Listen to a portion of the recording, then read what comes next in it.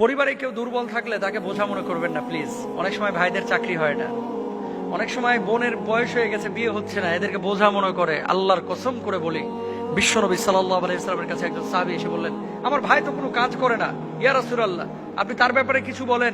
আল্লাহর নবী বললেন, তোকে আল্লাহ তাআলা রিজিক দেয় তোর এই দুর্বল ভাইয়ের কারণে। সুবহানাল্লাহ। সুতরাং বাপ মা বুড়া হতে পারে, ভাই বন্ধু, তারপরে বোন মানে কোনো কাজ কাম না পেতে পারে, তাদেরকে বোঝা মনে করেন না। আল্লাহ তাআলা তাদেরকে উদ্দেশ্য করে আপনাদেরকে রিজিক দেয়, এটা কখনোই বোঝা মনে করবেন না।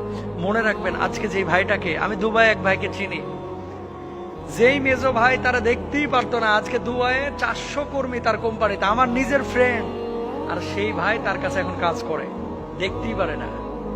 ভাই আমার এই মেজো ভাই আমার বহু জ্বালাইছে, আমার মেজো ভাই আমার 3-4টা বছর খুব কষ্ট দিছে, যখন আমি শূন্য ছিলাম আজকে আমি হিরো, আমার ভাই জিরো। তো কালকে কি অবস্থা হবে আপনার ভাইয়ের আপনি জানেন না। সুতরাং এই পৃথিবীতে কাউকে খাটো চোখে দেখেন না, আল্লাহ বুঝদান করুক।